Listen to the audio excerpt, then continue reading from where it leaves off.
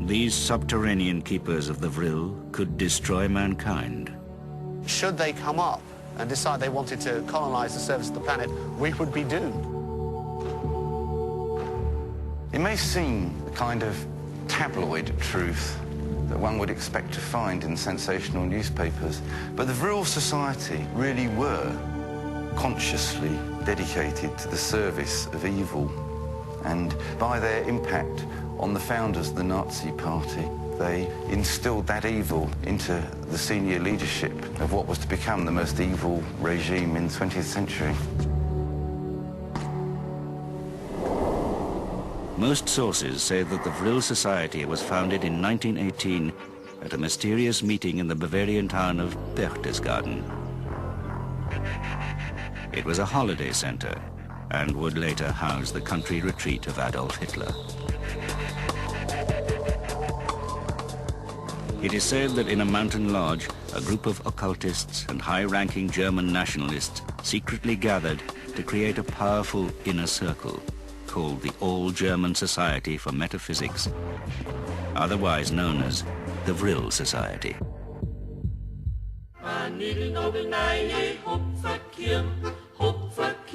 Essentially, it was founded by two people, Rudolf von Sebottendorf. Von Sebottendorf had been very active in the occult movement. He was a Freemason, an alchemist, and a founder of the Thule Society. Their belief in a mythical civilization was a precursor to Nazi Aryan ideas. His real name was Adam Glauer, and he was the son of an engine driver, but he awarded himself a title of nobility. In creating the Vril Society, von Sebottendorf was joined by a man who would darkly influence world history. The other main person within it was Dietrich Eckart. He was said to have strong powers of persuasion, particularly in his anti-Semitic writings. Dietrich Eckart was Hitler's closest personal friend between 1918 and his death in 1923.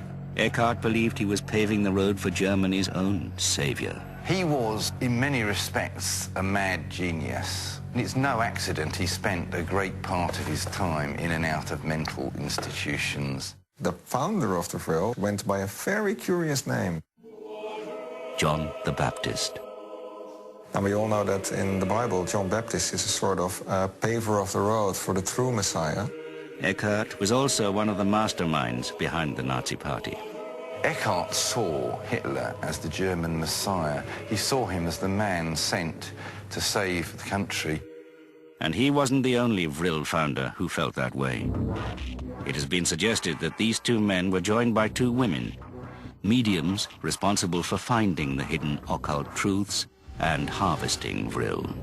In those days, it was the golden age of what was known as physical mediumship, where not only were they forever moving objects and table turning and levitating, but also they used to produce a substance called ectoplasm out of their bodies. One of these mediums is said to have predicted the new German Messiah. During her state of trance, she declared that the apparition she had given form to was going to be the next German Messiah, who she proceeded to name as Adolf Hitler.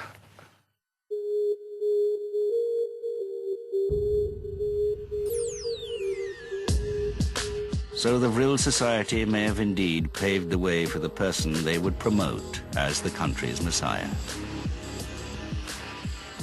Their next step would have been to secure his ultimate weapon, Vril. They believed that that would give them power. This occult group of German nationalists may have grown quickly to become an elite inner circle of the Nazi Party. Many of the top leaders, including Hitler himself, were members of the Vril Society.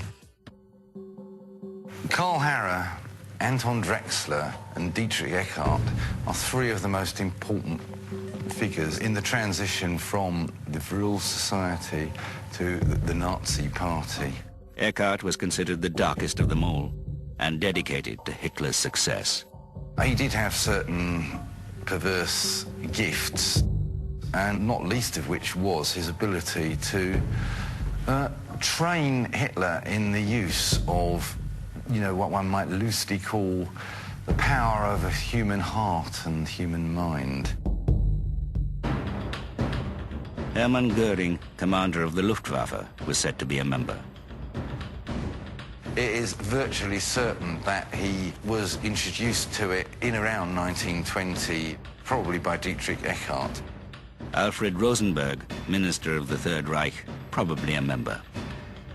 Rosenberg believed that the Aryan race was superior to every other, of course, and, you know, he believed that Jesus was not Jewish, but an Aryan.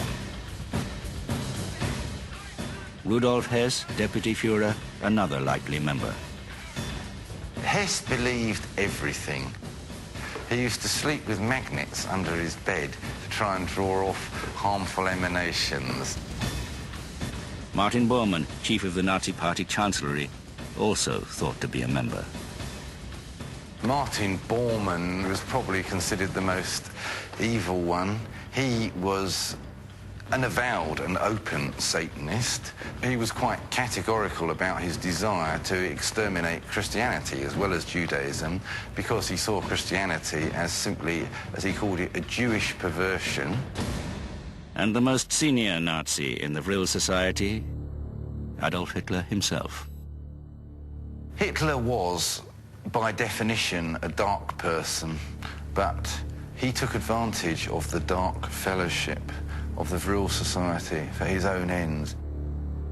Hitler is said to have used the frenzy surrounding this occult group to his advantage, manipulating its members. Not one of the members had an iota of his ruthlessness and, in a sense, intelligence.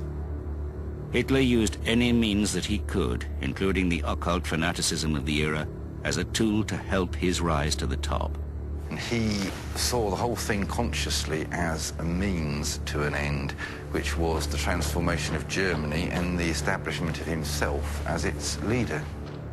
But he did have some deep occult beliefs of his own. He believed to considerable extent that occult forces, or whatever one likes to call them, that this Vril had some kind of reality.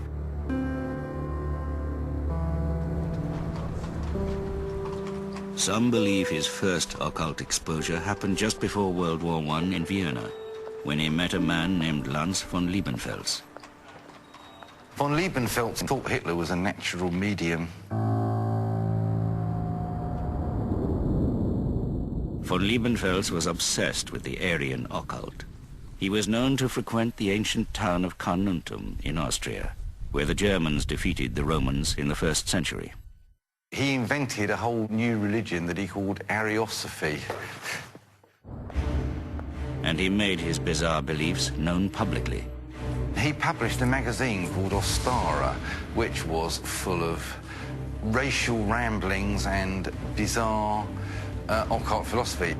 Hitler was allegedly an avid reader of Liebenfels' pamphlet. He actually physically advocated that the Jews should be killed simply for being Jewish.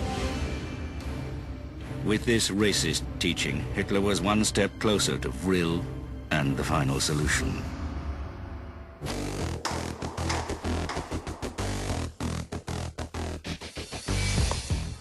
But how is it possible that a dark fellowship as bizarre as the Vril Society could even exist, let alone contribute to the most evil regime in modern history?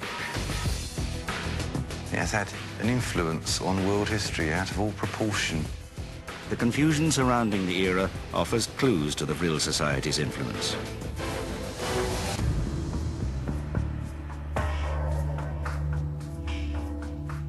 It was a very convoluted time. There were a multitude of secret societies.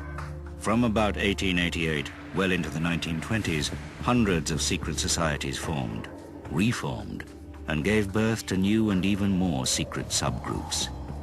Some were dangerous nationalistic orders, like the Serbian Black Hand Society, responsible for the assassination of Archduke Franz Ferdinand of Austria. Black Hand Society was largely responsible for the First World War. And many of the era's dark fellowships were simply racist, sharing the sentiments of Lanz von Liebenfels, who believed Aryans were gods. He also